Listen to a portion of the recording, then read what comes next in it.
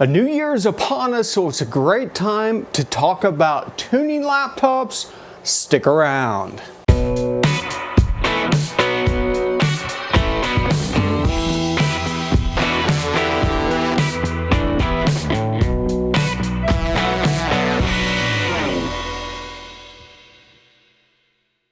What's going on, everybody? Welcome back to the garage, and it is single digits temperatures outside. I got the heater in the shop blowing, trying to warm things up because it's cold.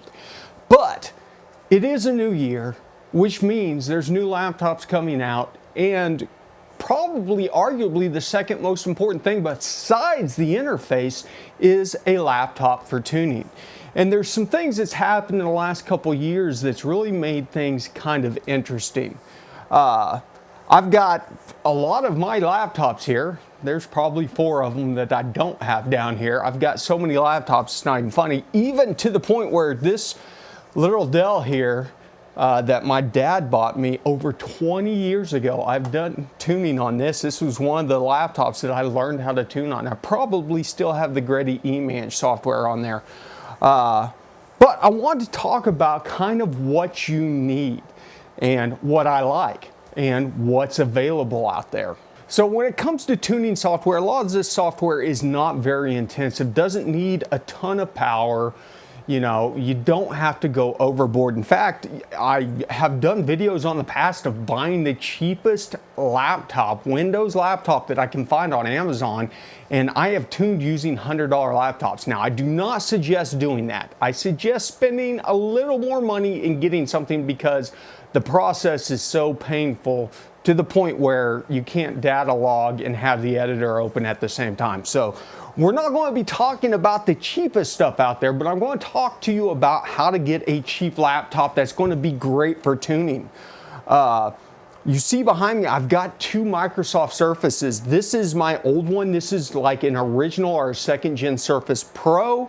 The big thing is with the older Surfaces, you got to make sure that you get a Pro, because those are the only ones that would run true Windows. The other ones ran Windows CE. This is a newer Surface, and then I've got the latest generation Surface upstairs. And I'll talk about that one here in a bit, but this one has been great. This one went with me on Rocky Mountain Race Week 1.0. I did almost all the tuning on the Super Auto with the one with the blue keyboard here. Whenever I decided to retire this one because it was getting a little slow, I went over to this one. This has been my primary garage laptop for 2 or 3 years now. This thing seldom leaves the garage, and if it does leave the garage, it leaves the garage to go out data logging. Next to that, I've got an old Lenovo. I picked this thing up off of eBay for maybe 150 bucks a couple years ago. Still works all right, not very powerful. We'll just go ahead and close that one and say no. So what we have going on nowadays though is you're gonna start seeing laptops out there. They're fairly cheap that have ARM processors on them. And it will work. I will tell you that you can tune on a Windows-based ARM processor, but there's a caveat that kind of goes with it. Whenever you're using one of those, there's an application layer that has to do some translation to allow the ARM processor to actually process what the software is trying to do. The software is built on an x32 or an x64-bit architecture, which is what we think of whenever we think of Intel or AMD chips. But it does work. Now, it feels like my newer Surface Pro is significantly faster in every single way, but the software actually feels slower. And that is because the optimization of having to do the ARM to x86 or basically x86 conversion. And so you take a noticeable hit there.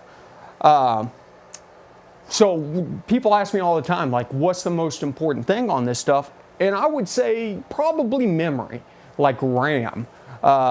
You can get by with 8 gigabytes, but if I were buying a laptop today, which I've got one here we're going to talk about, my favorite laptop of all time for tuning, I would go ahead and splurge for 16. You don't need anything more than 16 gigabytes, but that jump from 8 to 16 will make a huge difference on having your editor and scanner open, or if you have multiple programs running at the same time.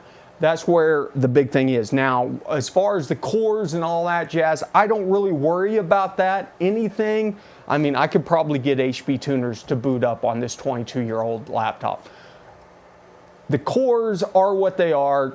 Anything over, 2 gigahertz or faster is going to be perfectly fine. So that's not a big selling point. RAM is, though.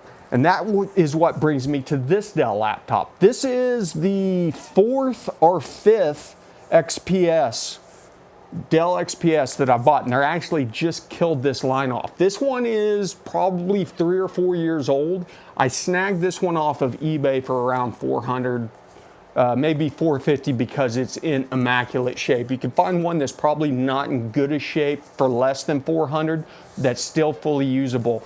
32 bits of RAM. The biggest complaint, which you're going to run into on these slim ones, is it only has USB-C ports. Not an issue on the MPVI 3, and all the previous MPVIs will work with it, with a USB-C to A adapter, or to plug them in. So this is super simple. It's got a 2 gigahertz processor in it, but it is an 8-core, so it will to handle quite a bit. Has a touchscreen, which is nice. And honestly, as I said, this is my favorite tuning laptop. They can be found for a couple $100 if you go even another generation back. This is, I believe it is a 10th gen Intel processor in this. You could go back to an 8th gen, get them for cheap. They're very robust. I like the deck on it is carbon fiber, so it's very stiff. Doesn't have any flexibility in the chassis. Great PC. I would highly suggest picking one of these up used if you're in the market for a new tuning laptop. And honestly, the more you can spend, the more you can future-proof it. So get one that has decent specs on it, and it's going to last you 5, 10 years, maybe even 20. But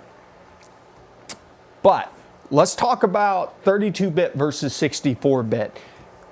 There are still used 32 bits out there. I don't know that you could buy any 32-bit processor new anymore.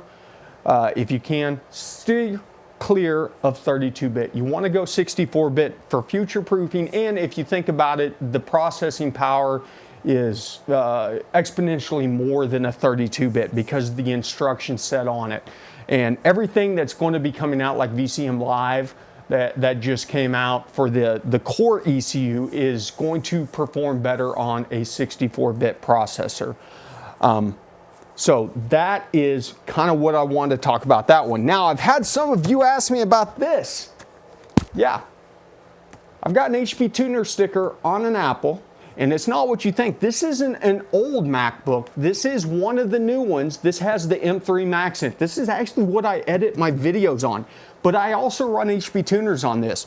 In fact, if you are a patron, check the link down below if you're interested in joining, and you've emailed me or you're a custom tune, I've probably done most of it on this. And what you have to do on these new, because this is an ARM processor, but granted, the ARM processor and these are the most powerful, fastest processors on the market right now.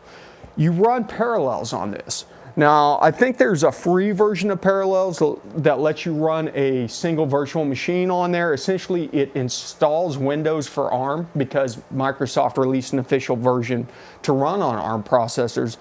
It installs Windows for ARM on there, but you're only going to get, with the free version, like 2 cores and maybe 8 gigabytes of memory that you can put into the virtual machine to run it. It runs perfectly fine. Now, I do pay for the Pro version of Parallels, which means I can bump the cores and memory up. And the processing power on this will run HP tuners very quickly. So if you have one of these sitting around, it is an option. I am telling you right now, don't go out and buy a Mac to tune with. Do not do it. It is less than ideal. And in fact, I would venture a guess to say that this little $400 used PC I bought runs HP tuners faster than this Mac, which is probably 100 times quicker processing power than this little thing right here. And so this is why this is my favorite tuning PC. This is the XPS 13, as I said. I've tried the 15, it's just too big. You want something small that has a good keyboard, a good touchpad. Touchscreen is a bonus if you get one that has that, because sometimes it's nice just to reach over and touch on there and say start or stop logs, things like that. So keep that in mind. So let's break down what I've talked about here. Some of the things to look for on a tuning laptop. Does not have to be new. We're looking for a 64-bit processor, which most of them that have been built in the last 5 years or so are going to have it. We're steering clear of ARM processors or anything that has names like Snapdragon. Those we want to steer clear of. They're great for efficiency. That's what they're designed for. That's why things like tablets have gone over to them. They have really good low power modes, and that's what allows you to have 3 days of battery life, yada, yada, yada. We don't necessarily care about that. We need about 3 hours of battery life at best, because when was the last time that you were out in your car for 3 hours straight without going back and being somewhere where you could hook it up with the charger? On top of it though, anything that charges with USB-C, it's really easy to get a cigarette lighter adapter and have it charging on the go.